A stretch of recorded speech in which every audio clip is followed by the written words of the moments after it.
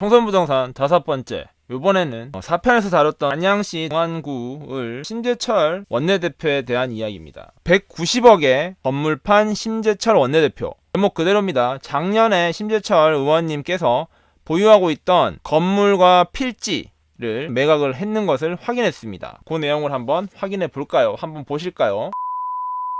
4편을 보시면 아시겠지만 심재철 의원님의 후보자 재산을 보면서 깜짝 놀랐던 매각건이 있었습니다.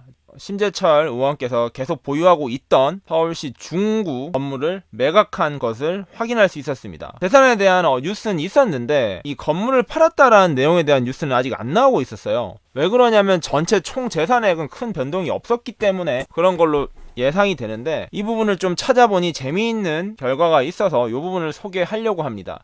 먼저 간단히 설명드리기 위해 심재철 의원님은 재산이 이렇게 96억입니다.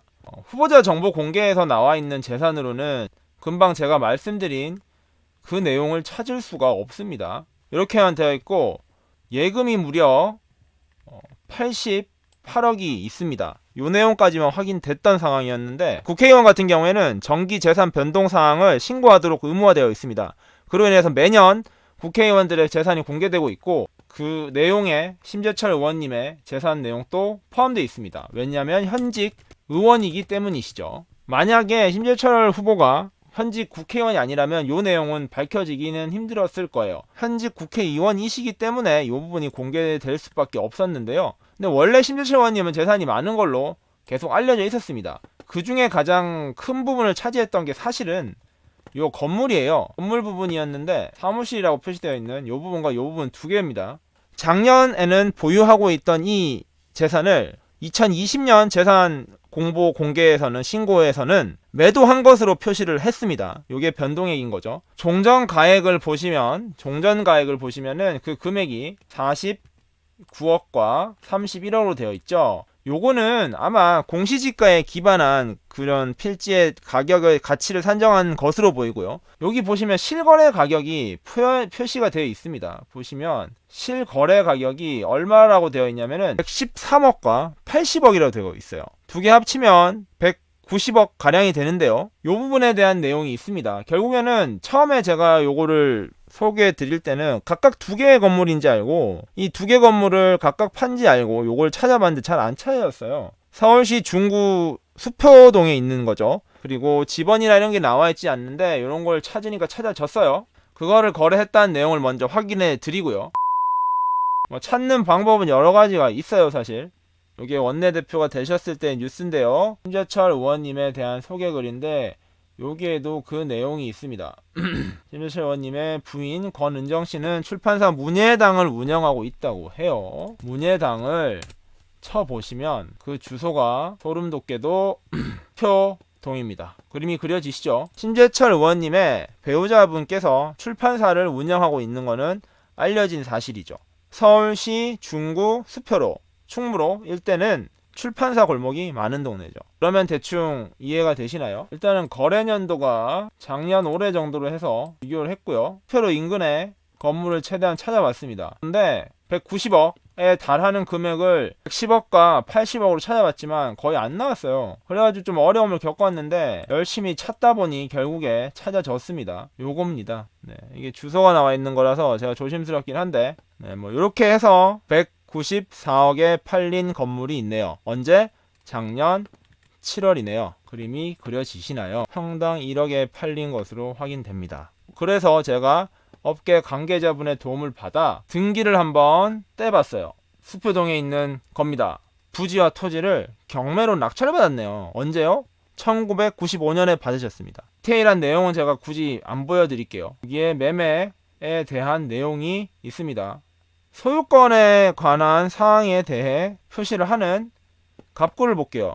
갑구에 이렇게 있습니다. 이 부분만 보면 되시겠네요. 자, 1995년에 심재철 의원님이 낙찰을 받으셨어요. 지금 공보에 표시되어 있는 매매가 이루어졌는지 보니까 7월 24일날 매매가 이루어졌네요. 그리고 등기가 7월 30일날 이루어졌고요. 이분께 작년 7월에 팔렸다는 걸 확인했고요. 얼마에 팔렸냐면은 194억에 팔았습니다. 거기에 표시되어 있는 거는 건물 3개와 3개 필지와 토지 2개 필지입니다.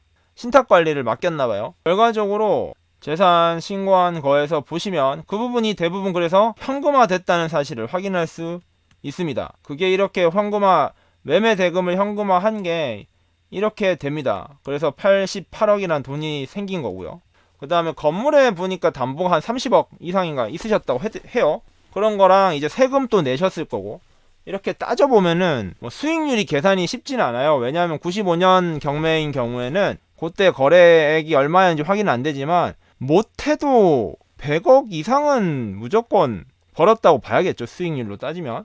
그래서 부동산 투자적 측면에서도 굉장히 수익률이 높은 투자를 했는 게 맞죠. 작년 7월에 이루어졌다는 거를 요번에 확인할 수 있었습니다.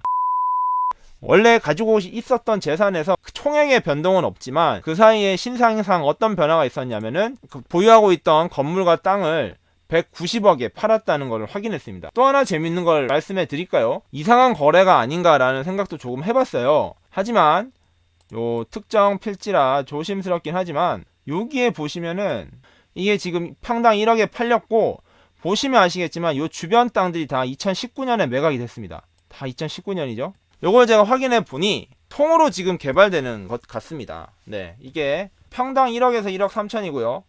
그냥 절대 금액으로 보면 88억, 69억, 140억, 194억, 151억, 245억, 20억, 29억에 팔렸죠. 대략 따져도 2천억 한 회사가 전부 매입했습니다. 이것을 매입한 곳이 이쪽 지역에 있는 모든 땅을 사서 통개발을 하려는 거예요. 시행업자라고 하죠. 시행사에서 이거를 시행하기 위해서 현재 여기 땅을 매입 중인데 하필 그 땅이 심재철 의원님이 가지고 있던 땅이었던 것 같아요. 시행사가 개발을 위해서 이 지역 전체를 사들이다 보니 그 중간에 심재철 의원님의 땅이 있었다. 그래서 굳이 팔 필요가 없었는데 팔게 됐다 정도로 해석을 하면 될 것 같아요. 어떠신가요? 조금 이해가 되시나요? 자, 뭐 지금 총선을 앞두고 여러 후보들의 재산이 공개되고 있고 이에 대한 검증이 이뤄지고 있는데, 뭐 심재철 의원님 같은 경우에도 그런 부분에 대한 설명이 조금 더 필요한 것 같아서 제가 요번에 심재철 의원님 편을 준비했습니다. 다음 편에도 재미있는 게 준비되어 있습니다. 그것도 준비되는 대로 바로 업로드 하겠습니다. 그러면 안녕히 계세요.